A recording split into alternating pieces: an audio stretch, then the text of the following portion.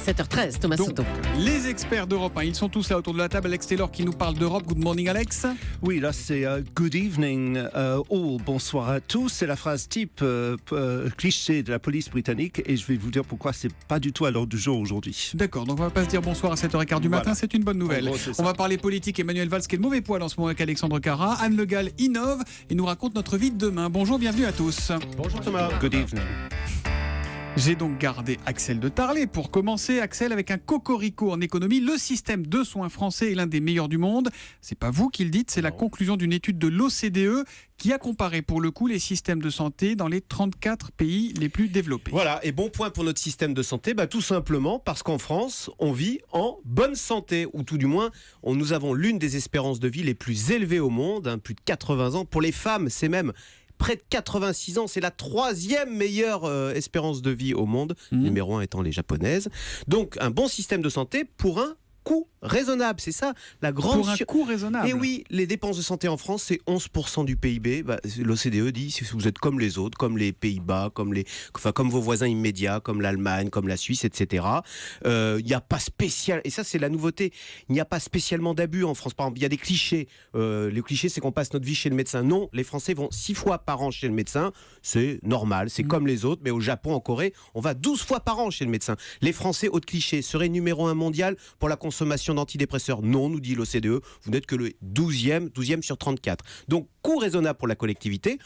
Coût, et ça c'est bravo la cocorico, coût raisonnable pour le patient. Le reste à charge, ce que nous payons de notre poche pour aller chez le médecin, ça ne représente que en dépenses de santé en général, ça ne représente que 1,4% du budget des ménages. Et là, pour le coup, c'est l'un des plus faibles de l'OCDE, tout simplement parce qu'en France, il y a la sécurité sociale, il y a les mutuelles. 95% des Français ont une mutuelle. Et martèle normalement, tout le l'OCDE. monde en aura à partir de janvier. Mais c'est Exactement, obligatoire. voilà. Donc un système d'accès aux soins jugé très bon. Alors bien sûr, tout n'est pas rose, il y a des déficits, il y a des délais qui peuvent être un peu longs. Alors il y a 2 gros points noirs, et ça c'est pas directement lié, l'OCDE nous dit, c'est le tabac et l'alcool, où là on est bien au-dessus de la moyenne des pays de l'OCDE. Alexandre Carra. Mais finalement, Axel, quand les politiques culpabilisent en permanence les Français sur le déficit de l'assurance maladie, il se trouve un prétexte. Voilà, et il est de 7 milliards, mais sur 250 milliards de dépenses de santé. Donc vous voyez, c'est 7 milliards de déficit, mais les dépenses de santé, c'est 250. Voilà. Mais il faut le combler quand même, parce que ça met en péril notre système de santé qui est l'un des meilleurs du monde. Voilà. Et ben voilà, une bonne nouvelle pour confirme. commencer.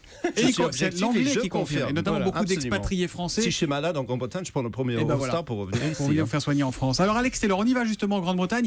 Évidemment, ce matin, on parle énormément de cette décision anglaise d'interrompre les vols vers Sharm el-Sheikh. On en parlait dans le journal de 7h. Mais il y a une autre affaire qui concerne la police britannique dans la presse.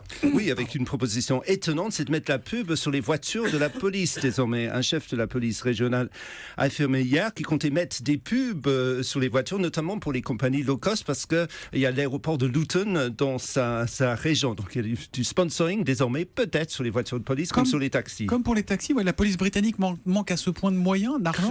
Clairement. Hier, un autre chef régional a plaidé pour plus de moyens en disant que de toute façon, maintenant, nous n'avons plus les moyens de poursuivre les gens qui ont fait du vol d'essence dans les stations-service, du vol à l'étalage. Si vous conduisez avec un portable, c'est pas grave, la police ne vous poursuivra pas.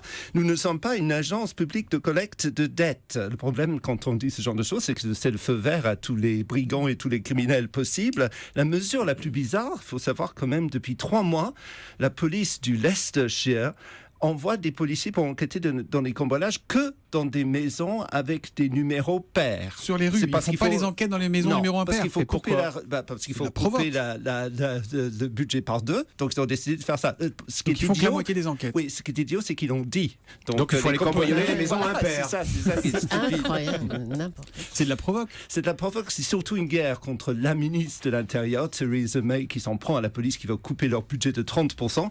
Et c'est surtout, elle veut se faire des dents parce que elle est pour le Brexit. Elle a senti que Cameron va peut-être démissionner si la Grande-Bretagne se retire de l'Union européenne. Elle veut se faire une image forte de dame de fer parce qu'elle brigue son poste, clairement. Alexandre Carra, on parle politique française, où c'est pas simple en ce moment pour Manuel Valls. On en parlait dans le kiosque tout à l'heure à 6h15 avec les unes. Libération, Le Figaro, L'Opinion, L'Humanité. Il en prend plein la figure ce matin. Il traverse un peu une mauvaise passe, le Premier ministre, et certains ne ménagent plus du tout leurs critiques au sein même de son gouvernement. Y compris au sein du gouvernement, oui Thomas. Et l'une des critiques qui revient le plus souvent, c'est celle qui décrit un Premier ministre trop absent de Matignon. Manuel Valls multiplie les déplacements en France et à l'étranger. Résultat, à force de cultiver son image de présidentiable, il n'a pas le temps de passer justement du temps sur ses dossiers. Mais attendez Alexandre, un Premier ministre ne peut pas tout faire non plus. Et puis c'est pas la première fois. Par exemple, Lionel Jospin, lui aussi, était souvent loin de Matignon. Ça fait partie du job. Oui, réponse d'un ministre à qui j'ai posé justement cette question. C'est vrai, mais Lionel Jospin, lui, était bien entouré.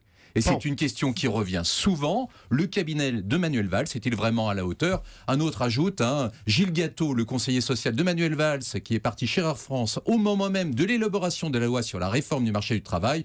Franchement, c'était pas peut-être un très bon timing. Oui, mais Alexandre Manuel Valls continue les réformes. On l'a vu hier avec la réforme du marché du travail. Oui, et justement, sur cette réforme au sein même du gouvernement, s'interroge sur une réforme du travail à minima, qui ne tient pas la promesse initiale et qu'il juge vraiment insuffisante, en remarquant que le choix de Myriam El Khomri, qui n'est pas une spécialiste de ces questions, était peut-être un choix pour le moins audacieux. Enfin, un proche du Premier ministre reconnaît qu'il est épuisé par la tâche, qu'il a la tête dans le guidon, qu'il est même un peu tendu en ce moment, avant d'ajouter ce qui n'est peut-être pas pour déplaire à l'Élysée. Ah, pas déplaire au président lui-même? Bah oui, un président qui lui-même est un peu en difficulté, on l'a vu ces derniers temps également. Et donc finalement... On verra ce qu'en dit Manuel Valls lui-même, puisqu'il sera dimanche l'invité du grand rendez-vous à 10h sur Europe 1 avec Jean-Pierre Elkabbach.